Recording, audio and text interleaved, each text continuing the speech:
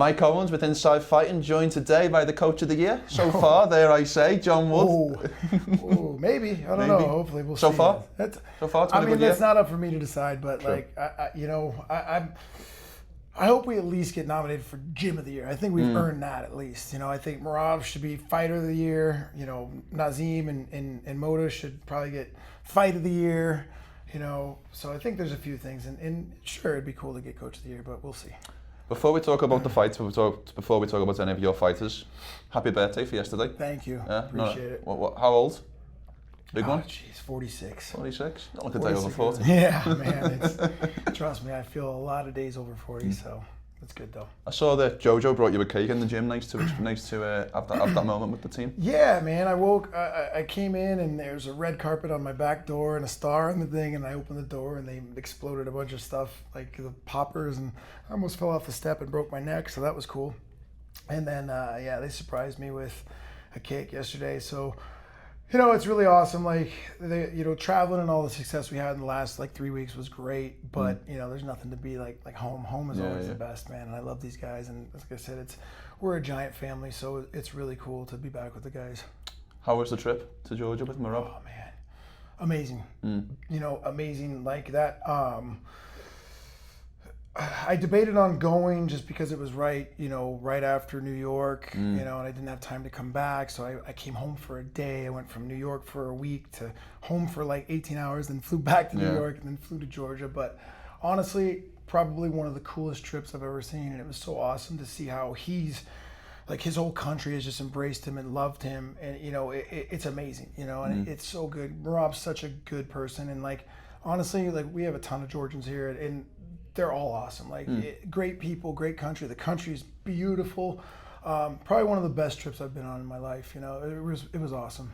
With the success that Merab's having, and also the success that Ilya, obviously Saturday notwithstanding, or potentially, let's say, is having, was there anything from that trip that you learned to help you understand why the Georgians are having so much success at the moment? I mean, I think just the work ethic and the culture of the people. They're just, they're born natural warriors. Their country's been invaded multiple times. They're kind of right in the middle of a bunch of shit over there that's always going on. So I think that it's just bred into them. And, MMA is a spreading, it's a spreading sport. It's getting into all these different, cultures and countries. And you're just starting to see a lot of them, those people, those warriors out of these kind of areas blossom. And I mean, it's just... those guys are such hard workers, and Merab obviously come from a hard-nosed background. They come from a hard work ethic. It's just built in them, that grit and that grind and that willingness to work. So it shows, and obviously not everybody's going to be a champion just because of what country you come out of, but Merab is just a special guy, inside and outside, and it's awesome to see what he's doing. Anything happen that you didn't expect? Man, yeah, there's lots of things that, when we pulled up to the airport, it was mayhem. We got swarmed. He got swarmed.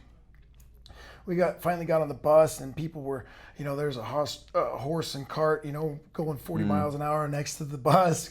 People jumping onto the bus, and riding down, and just it was just hordes of people. It was crazy fans, even for me, signing autographs and doing whatever. It was everything kind of in the moment was unexpected. They got me drunk off drinking, having to slam a bottle of wine and a horn. That was pretty rough, But there was all kinds of fun and cool stuff. Like I said, it was really, just from a trip and going to a new country that, you don't really know what to expect. It was just beautiful, I have a whole different perspective of the Georgian culture in that country. So overall, like I said, the whole thing was just amazing and different. Stupid question, but did Merab enjoy it? Oh God. Yeah, I mean, it's one of those things where now, he can't walk down the street there. He's a superstar. And so, I think things have really changed for him in that country. Obviously, he's like Michael Jackson over there. It's crazy. So, but for him, like I said, he really wears his country, you know, on his sleeve. Like he carries Wears it on his that- chest, yeah, literally. on his chest. You know, he's there. Like he fights for his country. That is his biggest motivating factor. So it's really awesome to see the love that he gets back from that. You know, so it's great. It's great. And then talking about going to new countries, a very successful night for the team out in Baku. Yeah, another thing, like 2 back-to-back trips, like nobody on, you know, in the UFC, nobody on the roster, nobody from the staff knew what to expect from Baku. You know, like we actually have a, you know, Nazim Sadikov who's from there, you know, and he was telling me, he's like, man, you're going to love it. It's beautiful. It's this. And I'm like, you know, I've been over to a lot of places and I'm like, I'm not, you know, it's not my favorite area, you know, or at least some of the places I've been aren't the most beautiful. But dude, it was like such a surprise. It's, you know, Baku is like literally one of the most beautiful places I've ever been. Yeah. Really is. Nazim's told me that before. It was amazing. Like the people there were awesome. Again, the culture awesome. The architecture is probably, like I said, probably one of the top 3 most beautiful cities I've ever been. Clean, everything. Just it looks like out of a like what you see on TV. You know, when you're going on like a vacation, like a fancy vacation. It's beautiful. Yeah. The buildings, the everything. You know, it was a really crazy surprise, and everybody thought that. Like I didn't even. I'll be honest. Like I didn't know Azerbaijan was even a real place. Like I didn't know. Jamal like, Hill said the same thing to me. I didn't know. Like all of us, and I think that honestly, like it's a place that when they go back, all of us are going to want to go. You know, like that's not a place that I would say, oh no, don't sign me up. It's absolutely, you know, so it's great. Did Nazim Sadikov become an overnight superstar? Yeah, I think so. Yeah, I think he did so. too. I think, you know, we've kind of known that with him for a while now, that he has that potential. And, you know, he's had some barn burner fights from the jump. He's so athletically gifted and skilled that, like, you know, we're just trying to hone that to where not every fight has to be a super war like that. Yeah, of course. But when they need to be, he's got that in the back pocket. There's no better thing for when you have a fighter who's skilled and technical and tough, but also has that little card that you can play anytime. They keep in their back pocket. They're like, bro, if we need to bang, we'll bang. And that's what you saw in that fight. And it was just, I mean, it couldn't have gone any better for him. And, you know, so excited and happy for him, you know, because he deserves it. He busts his ass off. And, like, another guy who's very, you know, into his country and his culture. And for that to happen in the hometown, holy shit. Yeah, you can only imagine what that must feel like to do that in your hometown. I mean, I blew my voice out in the first round. You can still hear, like, I lost my voice in the first round of that fight. And it was just one of those fights. And, you know, I was like, oh, my God, I hope I can get it back for Khalil. But, yeah, great, amazing fight. You know, I really think that put him on the map. Well, whether you did or didn't get your voice back for Khalil, you still got the victory. Obviously, a very, very dominant, let's say, win over Jamal Hill. What do you think Khalil proved by getting that victory over Hill on Saturday? Well, he already kind of announced it. One big thing, it was a pretty rough camp. You know, he blew his knee out, like his meniscus completely torn. We literally didn't spar for 3 or 4 weeks. There wasn't much to do. Like, it was pads, it was a little bit of this, a little bit of that. So, you know, that's one of those things that people don't see behind the scenes. So what he did, I think with a full proper camp, you know, we finished Jamal, but he went 5 rounds with a former champ, you know, in a foreign country, you know, and hurt.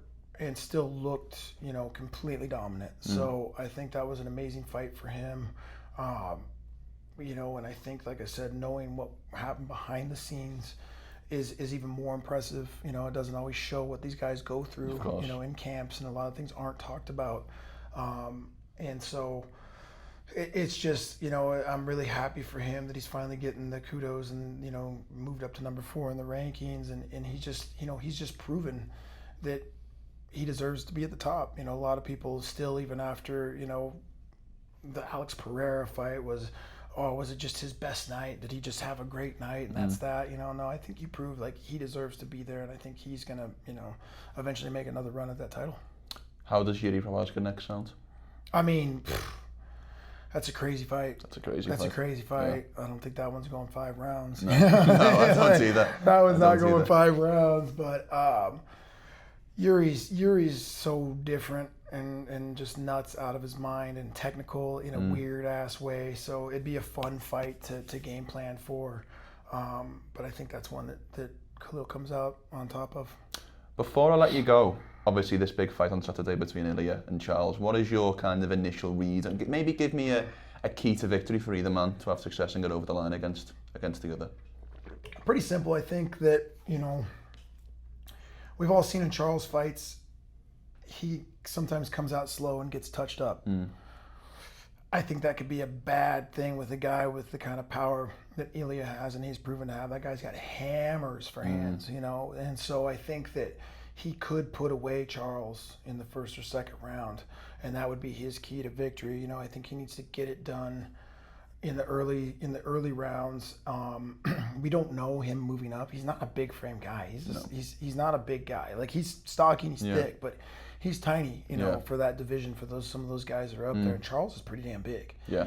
So, and obviously his grappling skill set, I think that for Charles, he's no slouch on the feet too, but that's not where he should be playing that game. He needs to get that fight to the ground and see if he can big man him on the ground with his jiu-jitsu and slow him down and maybe catch him with something. So I think we're either looking at, a knockout by Ilya, which I kind of lean towards that probably being the way it goes, or, Charles has got to get him on the ground and control him and look for a submission, and possibly catch him there, which Ilya has proved that he's pretty slick on the ground too.